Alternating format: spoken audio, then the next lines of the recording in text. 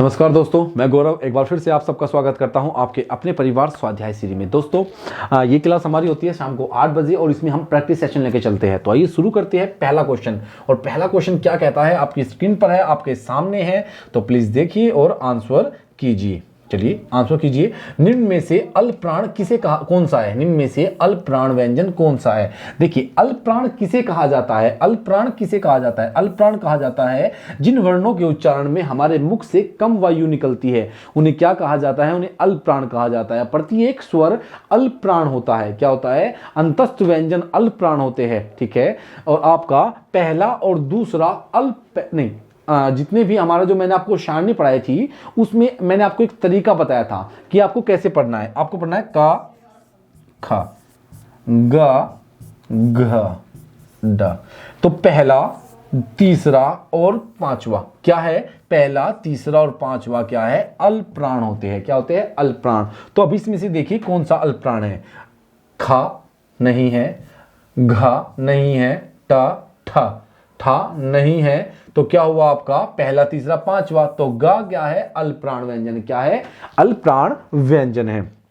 ठीक है। निम्न में से कौन सा एक अल्पप्राण ध्वनि है? देखिए मैंने अभी बताया था कि पहला, तीसरा और पांचवा, प्रत्येक व्यंजन वर्ग का पहला, तीसरा और पांचवा अल्पप्राण है। तो पहला हमारे सामने है, तो का क्या है? का आपका अल्पप्राण है। क्या है? अल्प प्राण है। अब बात करते हैं तीसरे क्वेश्चन की। इनमें से कौन सा व्यंजन अल्पप्राण है? इनमें से कौन सा व्यंजन अल्प प्राण है? बताइए। इनमें से प्रत्येक व्यंजन वर्ग का तीसरा, पहला, तीसरा और पांचवा अल्पप्राण होते हैं। सभी स्वर अल्पप्राण होते हैं। और बात करूं तो अंतस्थ व्यंजन अल्पप्राण होते हैं। ठीक है ना। तो क्या हो गया? पहला, तीसरा, पांचवा। तो दूसरा तो नहीं होगा, दूसरा नहीं होगा, ये भी नहीं होगा, तो पहला होगा। तो क्या बचा? च। ऑप्शन नंबर सी, च आपका अल्पप्राण होगा। अब बात करते हैं खिचड़ी की।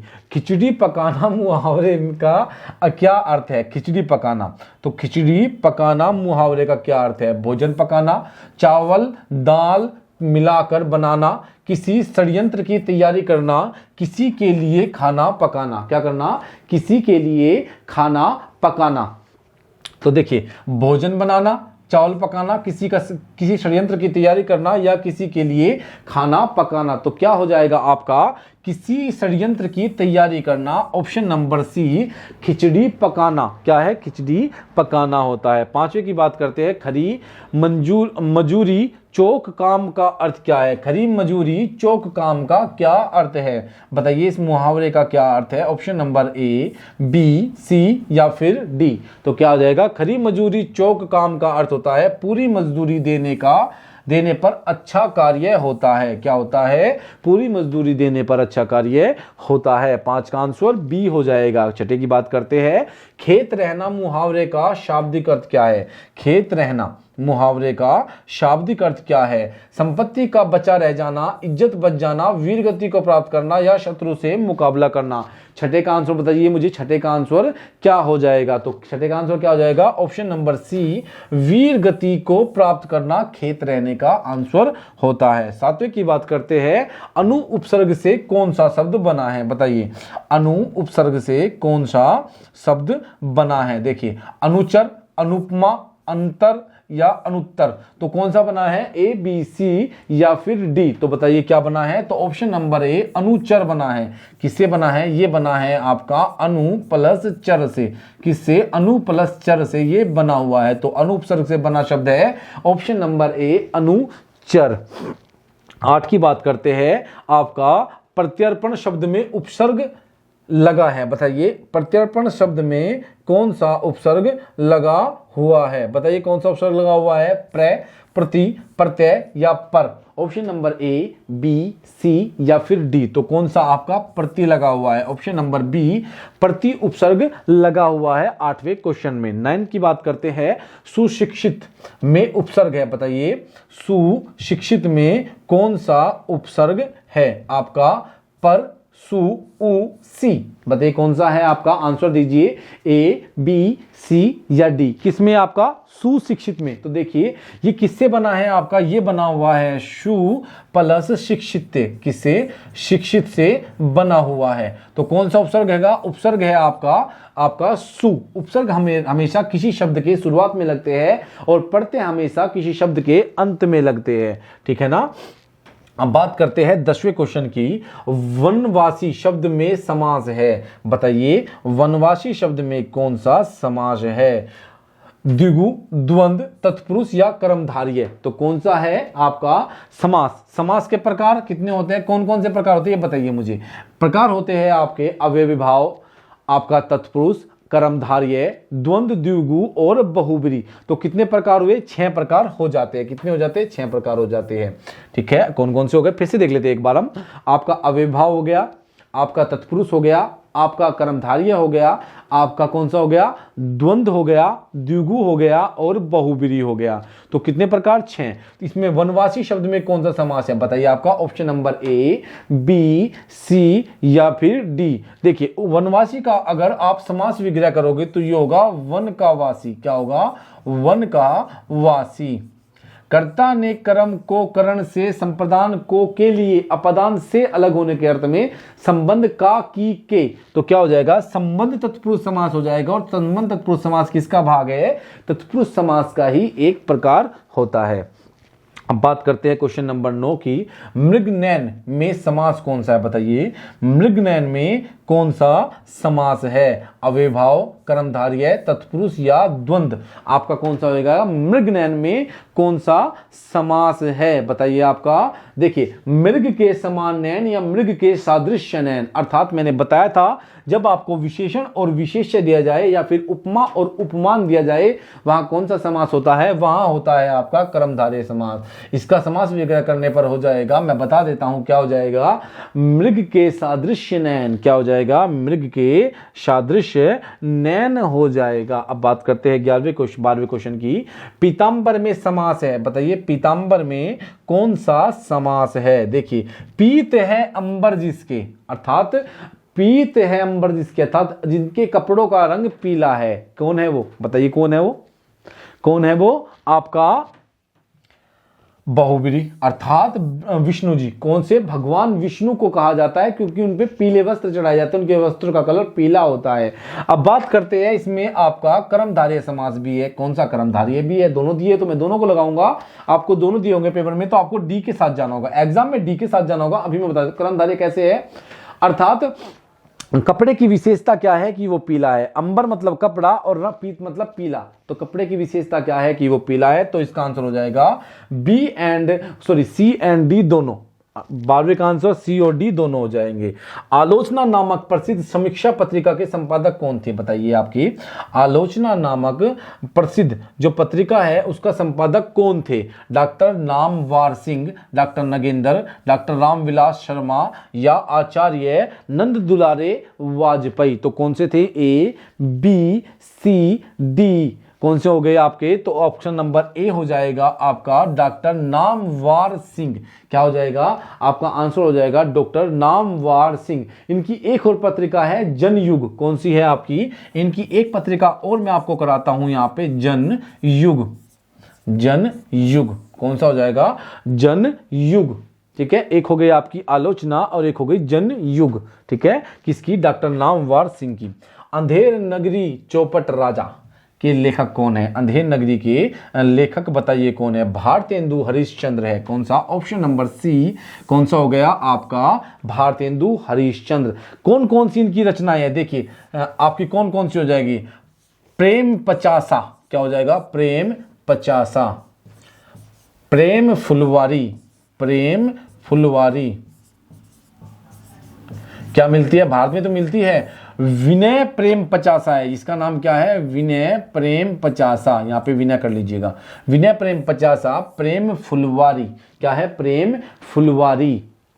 ठीक है, ये किसकी है, ये भारतेंदु हरिश्चंद्र की है। भाई प्रेम कहां मिलेगा, भारत में मिलेगा। फूलों का गुच्छा क्या है, फूलों का गुच्छा, फूलों का गुच्छा किसकी है आपकी फूलों का गुच्छा? आपकी भारतेंदु हरिश्चंद्र की रचना है, ठीक है ना। किसकी है? भारतेंदु हरिश्चंद्र की है आपकी। विनय प्रेम पचासा आपका गीत गोविंद नंदन, क्या हो गया? गीत गोविंद नंदन, गीत गोविंद नंदन। वर्षा विनोद क्या हो जाएगी? एक और लिख लीजिए, वर्षा विनोद, ठीक है ना भाई। वर्षा विनोद, गीत गोविंद नंदन, विनय प्रेम पचासा, प्रेम फुलवारी, क्या हो जाएगी? प्रेम फुलवारी, ठीक है ना। संस्कृति के 4 अध्याय किसकी हो जाएगी? भारतेंदु हरिश्चंद्र, किसकी? भारतेंदु हरिश्चंद्र की रचनाएं हैं। तो आपका क्या हो जाएगा? 14वें का आंसर हो जाएगा option number C, Bharatendu Harishchandra. सन 1954 में प्रकाशित नवी कविता पत्रिका के संपादक का नाम बताइए, क्या है? Option number A Agyeya, Dharamvir Bharati, doctor Naresh Mehta और जगदीश गुप्ता। तो क्या हो जाएगा? जगदीश गुप्ता। तो 15वें क्वेश्चन का आंसर बताइए क्या हो जाएगा? 15वें का आंसर क्या हो जाएगा? Option number D, Jagdish Gupta. 1954 में प्रकाशित हुई थी। कौन सी? 1954 में प्रकाशित हुई थी आपकी क्या? नई कविता। नई कविता किसने लिखी? जगदीश गुप्ता ने लिखी। नई कविता किसने लिखी? जगदीश गुप्ता ने। 16 क्वेश्चन की बात करते हैं। नवी कविता पत्रिका का प्रकाशन कहां से हुआ है? नई कविता का प्रकाशन कहां से हुआ है? अब देखिए मैंने क्या कहा था, नई कविता का प्रकाशन कहां से हुआ है? इलाहाबाद से हुआ है। कहां से हुआ है? इलाहाबाद से हुआ है। कहां से हुआ है? इलाहाबाद से हुआ है। अब नई कविता के लेखक कौन थे? जस्ट अभी अभी आया था, बताइए। नई कविता के आपके लेखक कौन थे? जगदीश गुप्ता। कौन थे? जगदीश गुप्ता थे आपके नई कविता के लेखक। नई कविता के लेखक कौन थे? जगदीश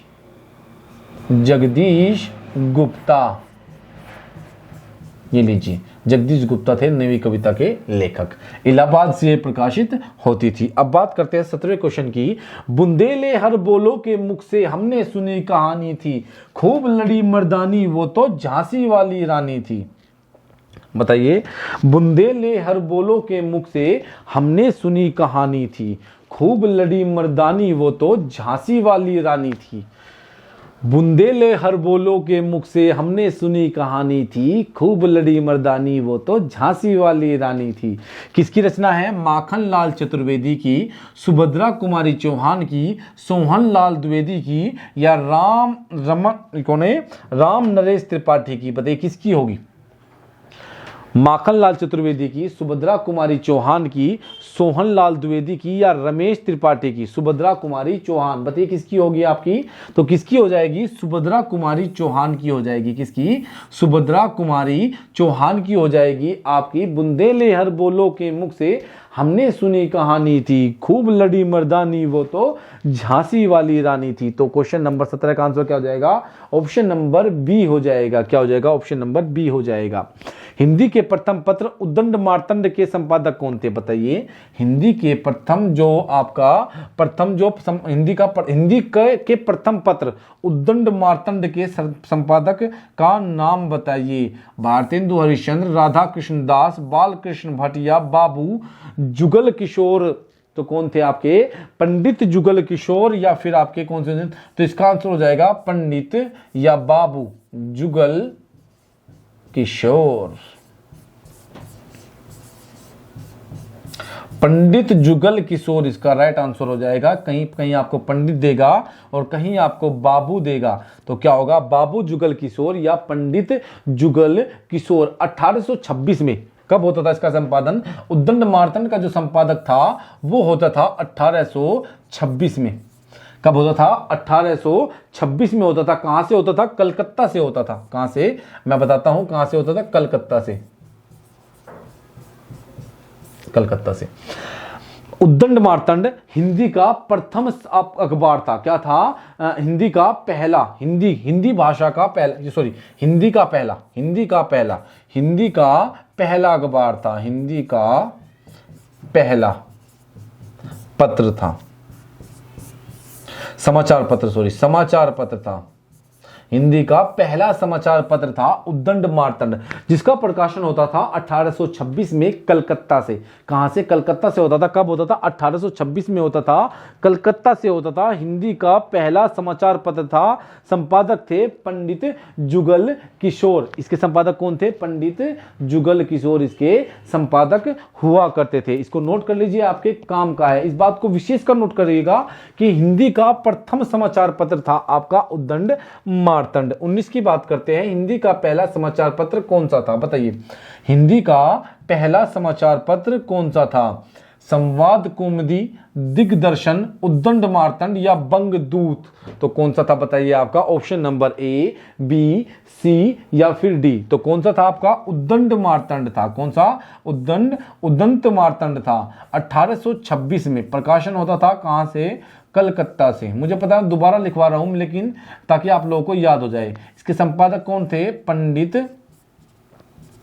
जुगल किशोर। कौन थे इसके संपादक? पंडित जुगल किशोर थे। संपादक कहां से होता था? कलकत्ता से होता था, पंडित जुगल किशोर के द्वारा 1826 में। हिंदी का पहला समाचार पत्र था कौन सा? उद्दंत मार्तंड था। तो ऑप्शन नंबर सी इसका राइट आंसर क्या हो जाएगा? ऑप्शन नंबर सी हो जाएगा। 20 की बात करते हैं। हिंदी का पहला समाचार पत्र कब और कहां से प्रकाशित होता था? अभी मैंने आपको बताया था, बस अभी हम 2 बार इसको पढ़ चुके हैं। तो 18 का आंसर क्या हो जाएगा? कलकत्ता से होता था 1826 में। कौन करते थे? पंडित जुगल किशोर करते थे। कौन करते थे? पंडित जुगल किशोर करते थे। 1826 में करते थे पंडित जुगल किशोर। हिंदी का पहला समाचार पत्र था उद्दंत मार्तंड। क्या नाम था? उद्दंत मार्तंड था। अब बात करते 21वें क्वेश्चन की। तो हिंदी के पंक्ति में छंद है, बताइए इसमें कौन सा छंद है?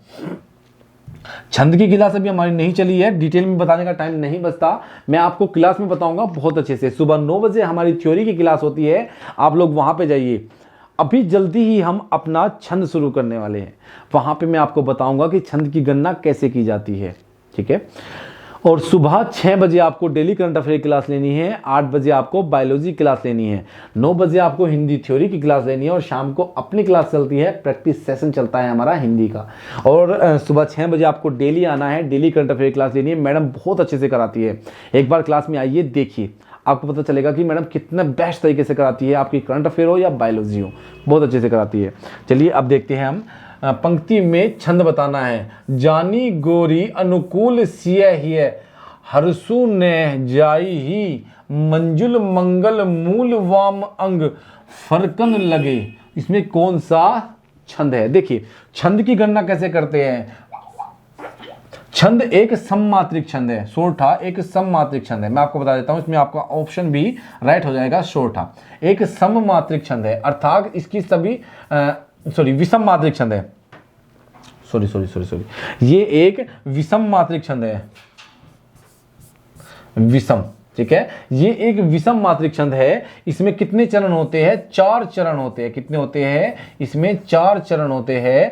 पहले चरण में, पहले और तीसरे चरण में 11-11 मात्राएं, दूसरे और चौथे चरण में 13-13 मात्राएं होती है। कितनी होती है? 13-13 मात्राएं होती है। सोरठे को दोहे का उल्टा कहा जाता है। दोहे का उल्टा। दोहे का उल्टा क्या होता है? दोहे का उल्टा होता है सोरठा। क्यों? क्योंकि दोहे के पहले और तीसरे चरण में 13-13 मात्राएं और दूसरे और चौथे चरण में 11-11 मात्राएं होती है। तो दोहे का उल्टा होगा सोरठा। तो पहले और 4 चरण होंगे। कितने चरण होंगे? 4। तो 1 चरण, यहां से 2 चरण, यहां तक, यहां से 3 चरण और यहां से 4 चरण। कितने हो गए? 4 चरण हो जाते हैं। कितनी होती है मात्राएं? होती है कितनी आपकी? पहले और तीसरे चरण में 11-11 मात्राएं, ठीक है। तो यहाँ पे 2 मात्रा, यहाँ पे 1 मात्रा, ठीक है। ये अगर मैं गिनने लगूंगा तो टाइम लग जाएगा। इसे हम अगर बाद में गिने, आपकी क्लास होगी तो बहुत अच्छे से मैं आपको समझा पाऊंगा इसको, ठीक है ना।